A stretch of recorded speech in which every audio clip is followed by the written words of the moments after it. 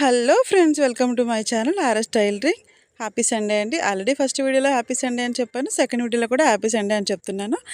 నేను lining blouse అండి stitching చేసేది. లైనింగ్ అంతా వేస్ట్ చక్కగా నీట్గా కటింగ్ అయితే చేసేసుకున్నాను. ఇప్పుడు వచ్చేసి నేను బ్యాక్ పార్ట్ స్టార్ట్ చేస్తున్నాను. ఇందులో ఏముందంటే నడుం పట్టి ఎలా స్టిచ్ వేసుకోవాలి, డాట్స్ ఎలా స్టిచ్ వేసుకోవాలి అనేది నేను క్లియర్గా చూపిస్తున్నానండి. ఈ వీడియో కొత్త వారికి అయితే చాలా యూజ్ అవుతుంది. నడుం పట్టి వేసేటప్పుడు బొసుకులు కూడా రాకుండా, డాట్స్ వేసినప్పుడు ఎలా వేసుకోవాలో నేను సింపుల్గా చూపిస్తున్నాను. ఈ వీడియో చూసే ముందు ఒక చిన్న లైక్ అయితే చేయండి ఫ్రెండ్స్, ఎందుకంటే ఈ వీడియో ఇంకా చాలామందికి కొత్తగా స్టిచ్ చేసుకునే వాళ్ళందరికీ యూజ్ అవుతుంది. ప్లీజ్ ఒక చిన్న లైక్ చేస్తే నాకు కష్టానికి ఫలితం ఉంటుంది, అలాగే కొత్త వారికి కూడా యూజ్ అవుతుంది ఫ్రెండ్స్. ఓకేనా ఫ్రెండ్స్, చూసారు కదా, నేనైతే లైనింగ్ జాయింట్ వేసేసుకుని నీట్గా కటింగ్ చేసేసాను అనమాట. ఇప్పుడు ఈ పీస్ అయితే ఉంది కదా, ఇది నెక్లో వచ్చిందనమాట, వేస్ట్ పీసు. కానీ ఈ పీస్ని మీరు ఏం చేయాలంటే, మనకి కాజల్ పట్టి ఉంటుంది కదా, దానికి యూజ్ చేయడం కోసం అనేసి పక్కన పెట్టుకోండి. దీన్ని వాడకండి, ఎందుకంటే మనకి కాజల్ పట్టీకి లైనింగ్ కన్నా, అంటే నేను ఇదే పీస్ ఎందుకు చెప్తున్నాను అంటే, మిగిలితే ఓకే, మిగలలేదు వేస్ట్ అనుకోండి, మనం అడ్జస్ట్ ఎలా చేసుకోవాలి, ఎలా సరిపెట్టుకోవాలనే దానికోసం నేను ఈ క్లాత్ని కాజల్ పట్టీ కోసం అని పక్కన పెట్టుకుంటాను అనమాట. ఏ నెక్ అయినా, స్క్వేర్ రానివ్వండి, స్టార్ నెక్ ఏదైనా సరే రానివ్వండి. తర్వాత మనం లైనింగ్ అయితే కట్ చేసుకున్నాం కదా, లైనింగ్లో నెక్ దగ్గర కాటన్ క్లాత్ ఉంటుంది చూసారా, ఈ కాటన్ క్లాత్ని మనం ఇలా నడుం పట్టీ కోసం అంటే మీరు కరెక్ట్గా కట్ చేసుకోండి. అంటే ఫ్రెండ్స్, మీరు ఏది కట్ చేసుకోవాలో మీకు తెలుసు, కాకపోతే నేను కుట్టే విధానం, చిన్న జాకెట్ క్లాత్ని కూడా తక్కువ పీస్ ఉన్నా సరే అడ్జస్ట్ చేసి కుట్టుకోవడం ఎలా అనేది నేను చూపిస్తున్నాను మీకు. ఎలాగా స్టిచ్చింగ్ చేయడం చూస్తున్నారు కదా, దాంతోపాటు ఇది కూడా. ఇదిగోండి, ఈ క్లాత్ ఎంత ఉందంటే, ఇదిగోండి 2 ఇంచులు ఉంది. ఓకేనా, 2 ఇంచుల వెడల్పులో నేను నడుం పట్టి క్లాత్ అయితే కట్ చేసుకుంటున్నాను.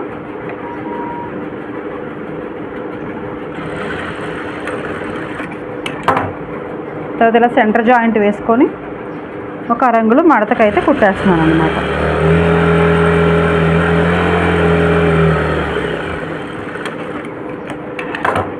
చూసారు కదా, అలా ఒక అరంగులు మడతకైతే వేసేసుకున్నాను. ఇప్పుడు మళ్ళీ ఒక అరంగులు ఖర్చుకు పెట్టేస్తున్నాను.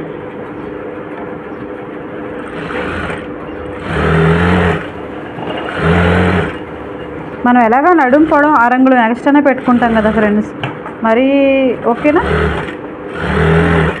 తగ్గించి పెట్టుకోవాల్సిన పని ఏం లేదు. చక్కగా అరంగులు పెట్టుకోవడం వల్ల ఏంటంటే నడుం పట్టీ దగ్గర మందంగా చక్కగా నీట్గా ఉంటుందన్నమాట. తర్వాత ఇదిగోండి, ఈ ఖర్చులు ఇలా కింద భాగం పెట్టుకున్న తర్వాత దీన్ని ఇలా అనండి అంతే, జస్ట్. ఓకేనా, అప్పుడు మీరు ఇక్కడ ఒక స్టిచ్ వేసుకోండి దీని మీద.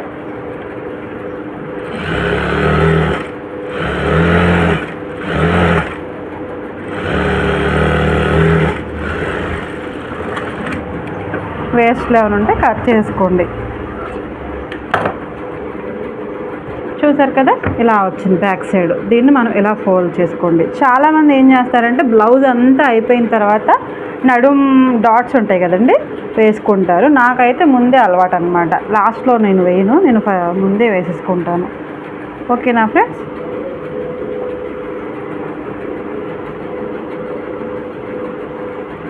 రెండు చోట్ల మీకు లైట్గా నేనైతే ఇలా టిక్ పెట్టుకున్నారనుకోండి, అప్పుడు రెండు ఒకే చోట వస్తాయి అన్నమాట, జరిగిపోకుండా. జస్ట్ ఒక్కసారి డీస్తో ఇలా పెట్టుకున్నారంటే, చిన్న టాక చిన్న గీత గీసుకున్నారంటే సరిపోతుంది. ఇది కూడా డాట్ ఎలా అంటే ఫ్రెండ్స్, ఇప్పుడు షోలని 2 సగాలు చేస్తాం కదా, 2 సగాలు కాకుండా కొంచెం తగ్గించండి లైట్గా. ఇక్కడ చూసారు కదా, ఒక పాదం ఖర్చు నేను వదిలేసాను ఇది స్టిచ్కి, పాదం ఖర్చు మెడ వైపుకి అనమాట. అర్థమవుతుందా మీకు? అదిగోండి, కొంచెం మెడ వైపుకి తక్కువ మడత వేసుకోండి. ఇలా మీరు లైన్ చేసుకొని ఇక్కడ డాట్ ఇలా టిక్ పెట్టుకుంటే సరిపోతుంది. లేదనుకుంటే సెంటర్లో కూడా వేసేసుకోవచ్చు, ఇబ్బంది ఏం లేదు ఫ్రెండ్స్.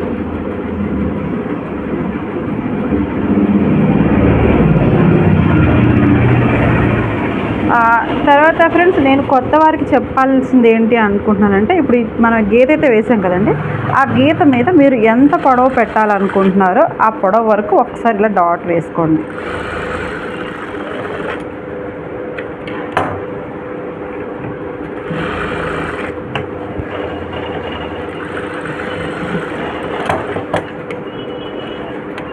నేను ఇలా స్టిచ్ వేసాను కదా ఫ్రెండ్స్, ఇది ఎందుకు అంటే నేనైతే స్టిచ్ వేయను. ఇది బ్లౌజ్ ఎలాగో చెప్తున్నాను కదా, కొంచెం కొత్తగా స్టిచ్ చేసుకునే వాళ్ళకి అర్థమవుతుందని చెప్పేసి నేను ఇలా స్టిచ్ వేశాను. ఇలా వేయడం వల్ల యూజ్ ఏంటంటే, ఇప్పుడు మనకి లైనింగ్ పీస్ ఉంది కదా, ఇది ఒరిజినల్ పీస్, ఇది లైనింగ్ పీస్, ఓకేనా. ఇది మనకి కరెక్ట్గా రావాలంటే ఈ కుట్టు మీద ఫోల్డ్ చేసేసుకొని మీరు డాట్ వేసేసుకోండి. అప్పుడు ఏమవుతుందంటే ఇలా వదిలేదన్నమాట, కరెక్ట్గా డాట్ కరెక్ట్ నీట్గా వస్తుంది. రెండు కరెక్ట్ అయిపోయి ఉంటాయి కదా.